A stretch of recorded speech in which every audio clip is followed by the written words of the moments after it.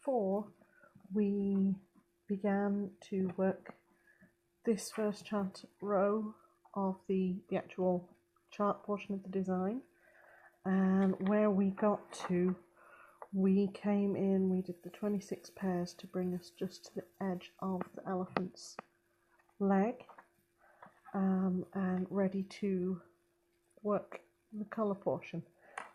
Just as a side note, if ever you do have to abandon your work like this in the middle of a row, if you find when you come back to it that your tension has gone a bit funny because of being left in the middle, to avoid getting a bit of a bag here, what you can do is you can go ahead and undo about half a dozen stitches and just redo those again, and that will help your tension come back as though you'd never dropped it in the middle.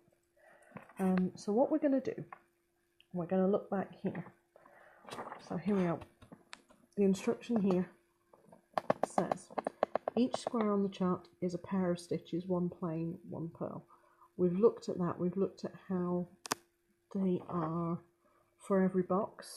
We're thinking about those ballroom dancers again.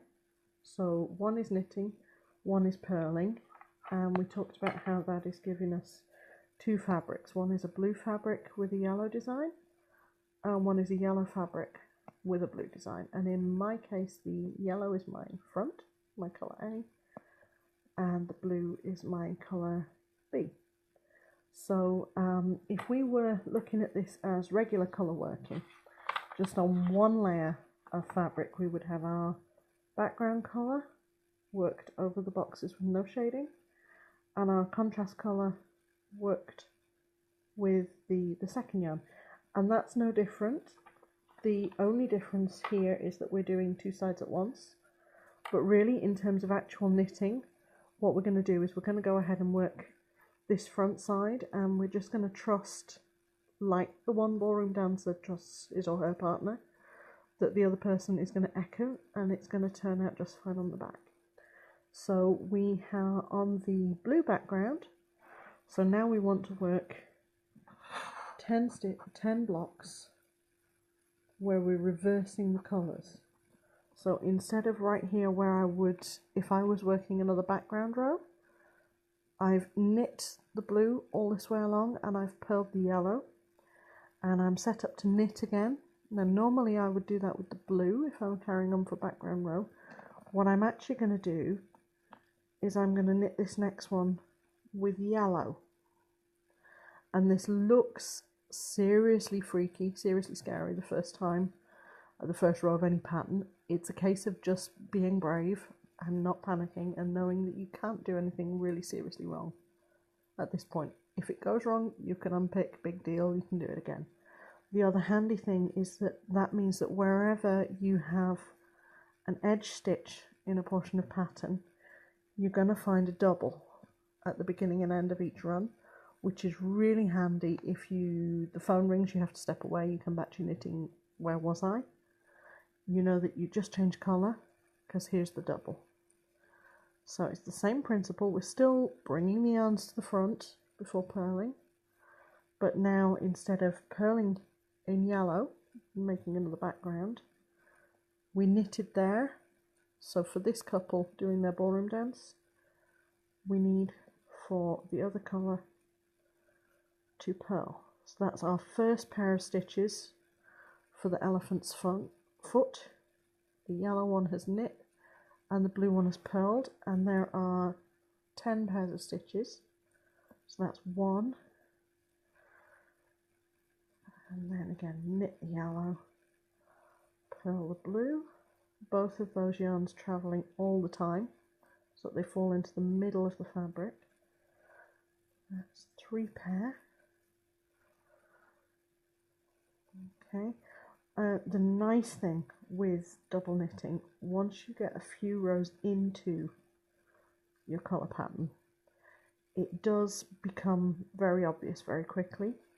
So that can be very reassuring. Once you're into a pattern, you can sort of sit and look at it and compare it to your charts and read from your knitting, which if you can do that, is something I would recommend.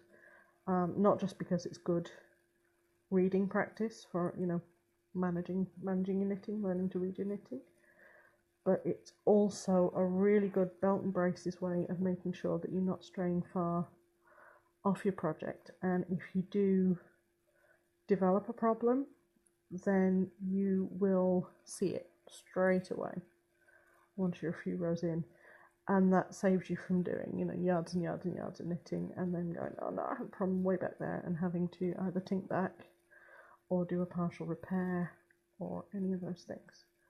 So what we have here, I think that's pair number 9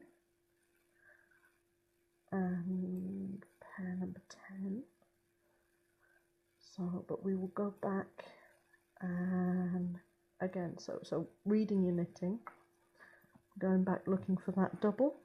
Back here I have a yellow next to a yellow, so I know that's where I started this colour work section, and I know I wanted 10 pairs for the first leg, so I'm going to count 1 yellow, 2 yellow, 3, 4, 5, 6, 7, 8, 9, 10, and I finished with a blue, so that's my pair to my yellow. So yes, I definitely have finished that colour working portion, and now I want to switch back to my background just for 4 pairs of stitches for the gap between the elephant's legs. So again, I'm going to forget now that I was working that way. I'm going to go back to my standard background. On this side is that the blue stitches are knit. I'm going to knit with the blue. Same technique all the time, just sometimes the colour changes. If that scares you or puts you off in any way, just pretend that you don't remember that the colour has changed.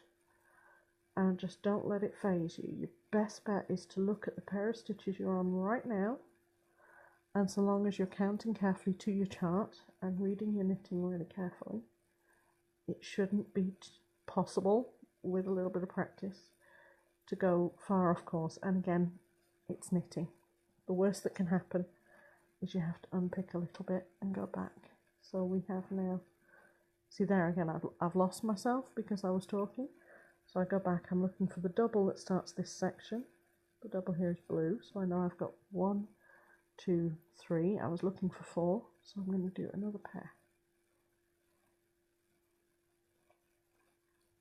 Now I've got 4 pairs of background, which is what I wanted. I wanted 4 pairs down here, and then for the elephant's back leg I want 3 pairs with my contrast colour showing on this side again. So again, I'm set up to knit, but I don't want it to be a background stitch. I'm going to reverse the colouring. I'm going to knit with the yellow, bring them to the front, turning with the blue. So that technique never ever changes. You always knit the first of a pair and purl the second of a pair. The only thing that's ever any different is sometimes the colour is a bit different. So there again, I want to just double check that I did this section right. So I'm looking for the last time I had a double, which is right here. I have this double yellow. I have 1 yellow, 2 yellow, 3 yellow, and I have a pair. So I know I've done that right. I'm looking back to my pattern.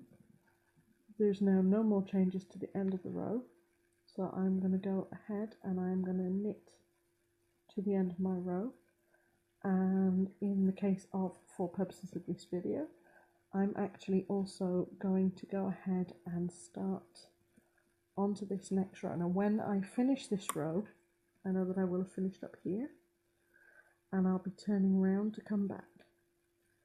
So what I'm going to do is I'm going to just go ahead and label row number 2, and I will meet you back here for the next part. I will have come up the boring bit at the end and back down towards the elephant's foot, and I will see you back here.